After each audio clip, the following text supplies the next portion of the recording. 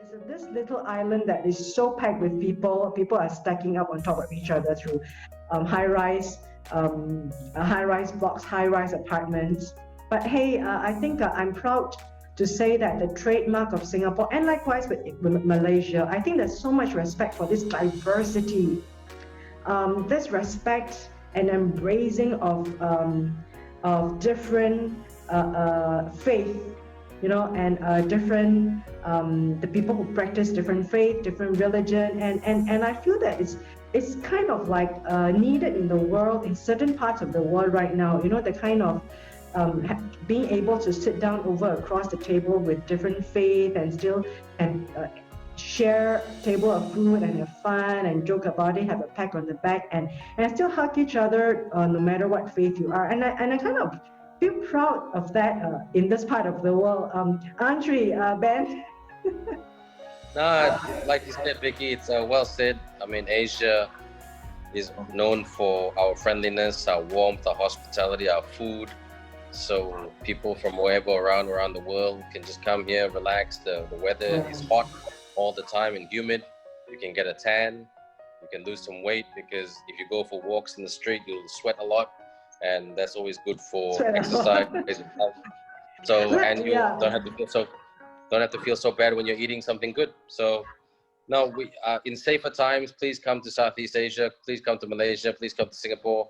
I quite enjoy Singapore, even though it's a bit more expensive than Malaysia because of the currency exchange. I've worked in Singapore for 2 years, and Malaysia is just brother and sister. We used to be one country, but very, very similar in terms of food, religion, and faith, and people and beliefs. So I don't see why. I've never heard anything negative from someone outside Asia who have come to Singapore and Malaysia and enjoy the true Malaysian, Singaporean hospitality. So please, in safer times, come to Malaysia and Singapore, and I'm very confident you'll enjoy it. Yeah, and I also like to promote Malaysia, my neighbor. What I really enjoy the street food of Malaysia.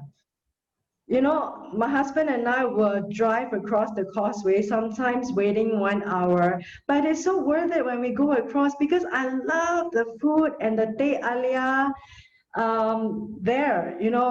I love the teh alia. You can see that. I tell them I want it fresh.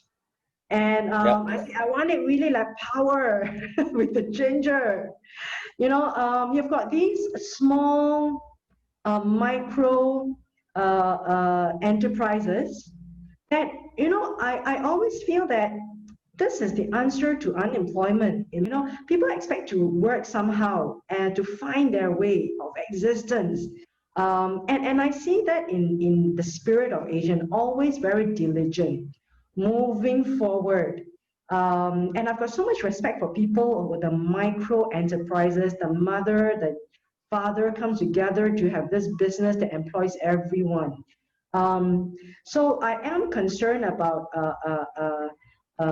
employment, of course, because of the situation. And a lot of people are laid off. And this is true thing. It may not be talked so much on the news, to be honest with you, because it's a touchy, it could be political, you got to do with policies, etc. But I think people like us, we are professional enough and mature enough to deal with these questions of jobs and how this pandemic is hitting the man in the street, the mamak shops, the kind of the small micro enterprises. Are they doing well in Malaysia? No, Vicky, they're not. To be very blunt, really, really bad from March till June. And then things got better when the movement control order was lifted and a little bit more relaxed. People were allowed to go back to work in small numbers, not all numbers, but restaurants were open to 2 or 3 people. I mean, 2 was the most that people can enter a restaurant. Yeah. So that was that. Yeah. And then things were slowly improving. Yeah, sorry, continue where I left off. Yeah. No, 2 people to a restaurant, so that was improving, but the restaurants could still deliver. Yeah. And then things were things were getting much better. I think I repeated this quite a lot on the interview, Vicky, but things were improving a lot. But then the numbers spiked because of certain activities in Malaysia. October, yeah. More September. Yeah.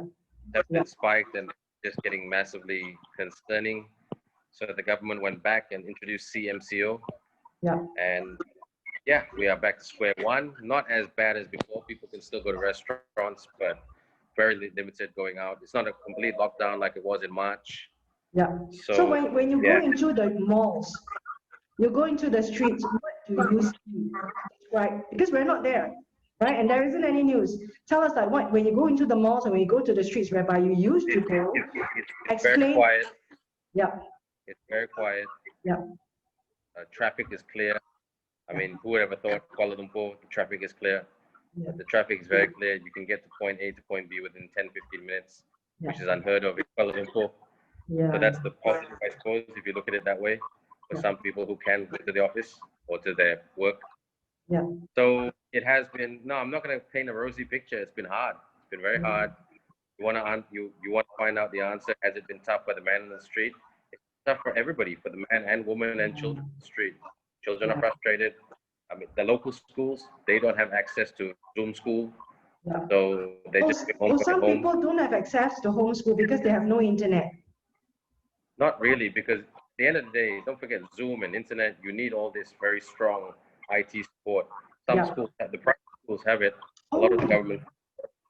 I see. So the government schools, what the local schools do is that, not all, some, they give their children homework, so that stifles the learning. Exams have been postponed. Yeah, okay, exactly. Major exams have been postponed.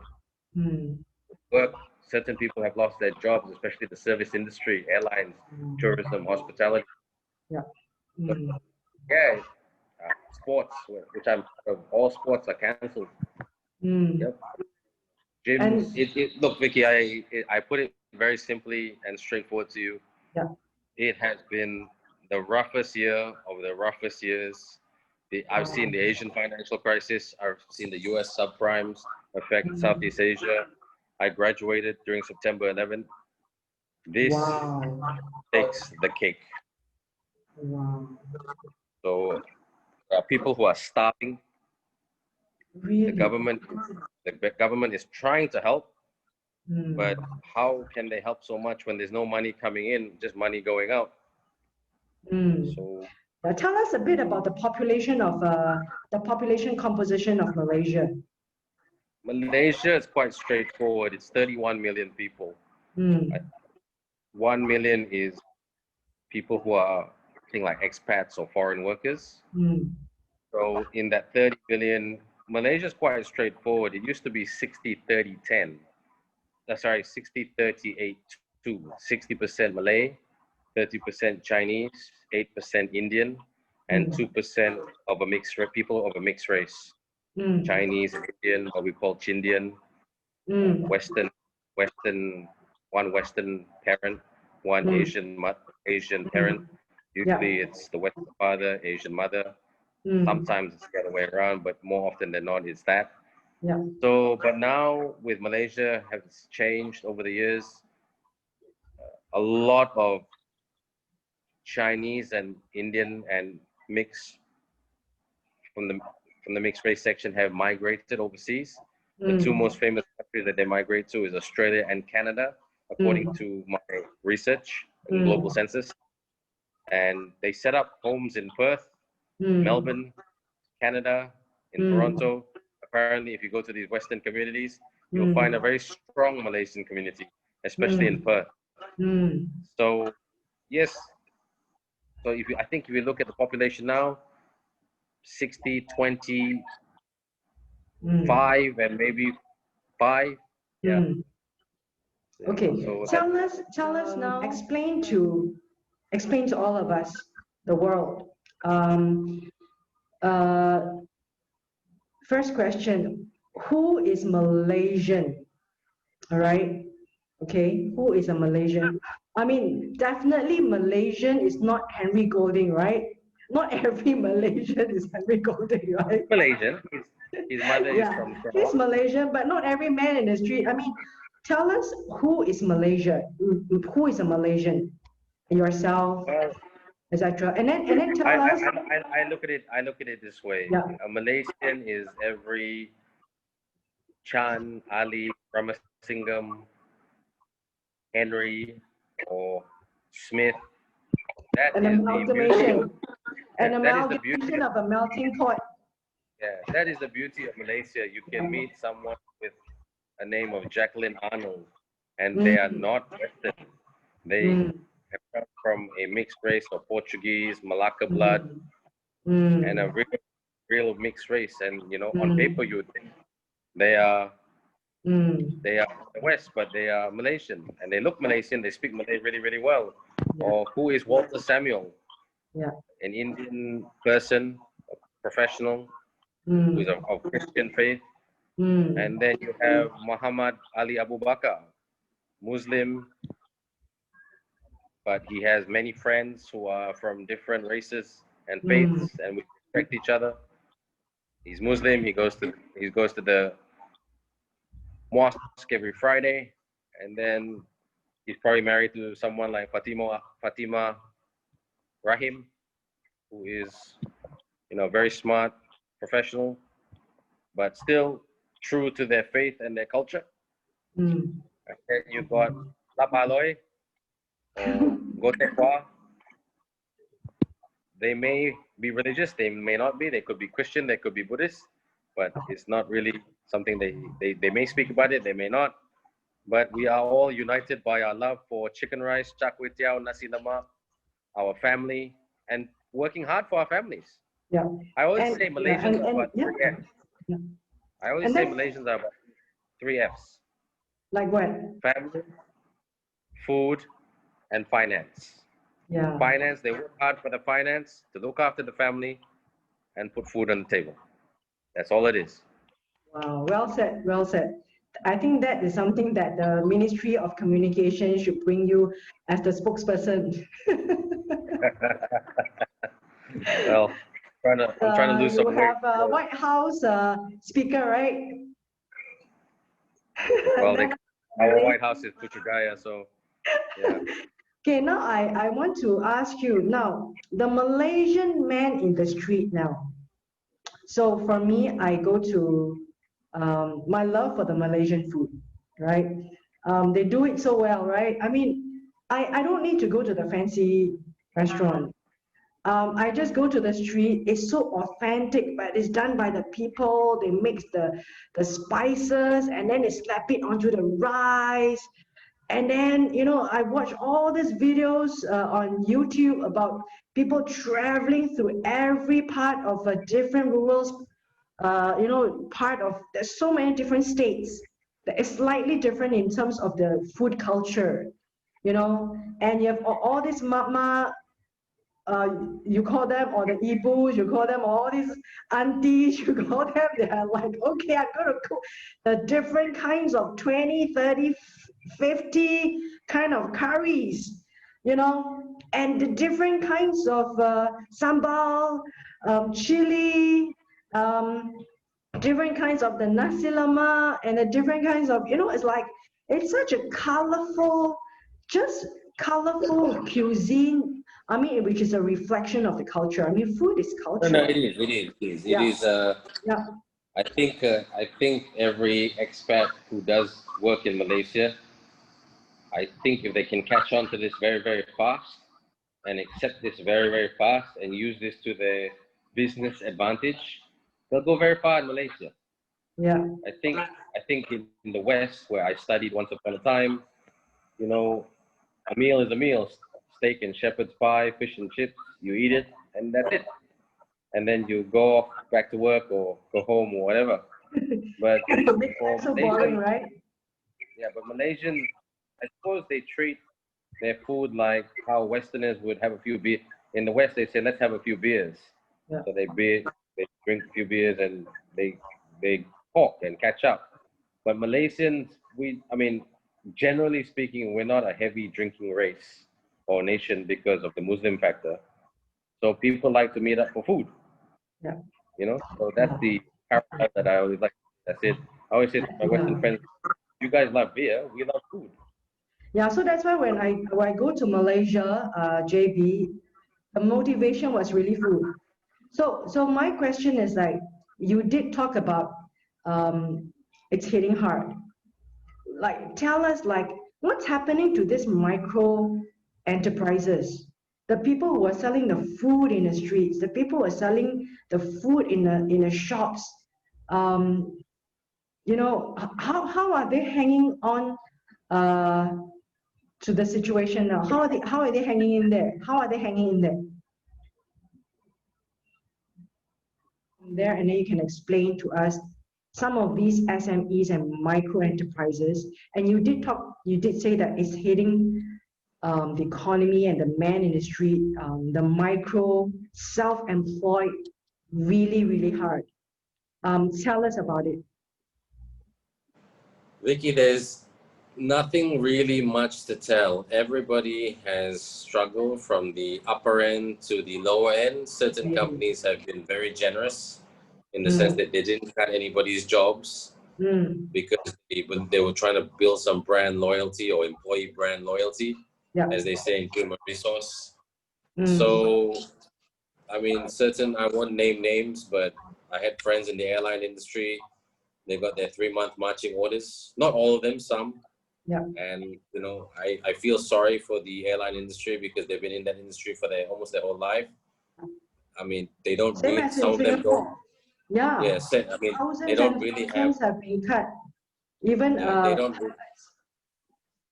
they don't really have a transferable skill set to other industries. That's true. So it's been very hard for them.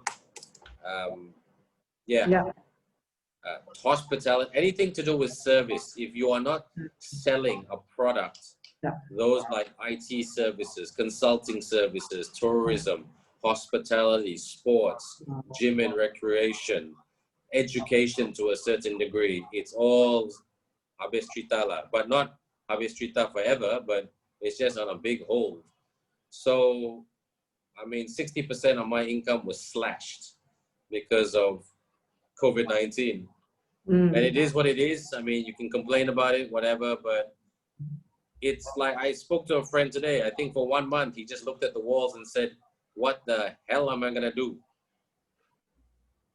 He did not know what to do. I did not know what to do. I didn't have a plan B. And I'm the guy who made plan A, B, C, D, and E. And I had no plan Z because everything was stopped. Everything is just the whole world stopped. So I mean, I don't mean to be, excuse me if I sound unfriendly. It's just, I'm just talking out of frustration. SME, MNC, small business operator, mom and pop shop, we've all struggled. I think the only one that may not have struggled as much is the one that was selling the masks. So, but you know what? You gotta find, I mean, I haven't discovered all the answers yet. But as they say in entrepreneurship, when there's a crisis, you have to pounce. How can your business be a solution to the problem?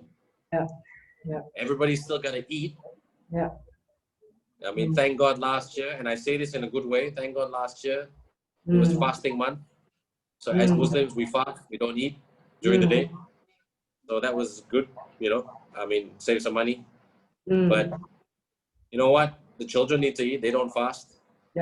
So it's been tough, Vicky. It's been really tough.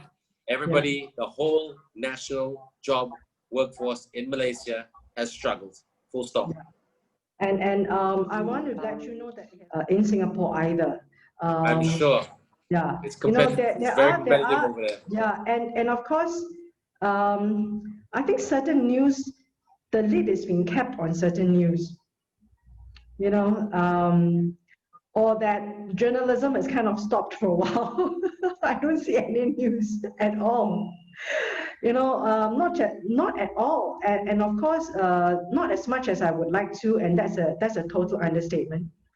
I don't hear news about men in the street, the struggles that people are going through, and that's why I think our talk is real. I think we can surface some of our concerns for our friends, etc. Of course, there are news that people do jump down the building. And I'm just telling you. Yeah. Mental health, yes. Yes. Um, yeah, people jump down the building. It could be mental health. It could be financial health. It could be a lot of things that I can't even put my finger on because it's too complex.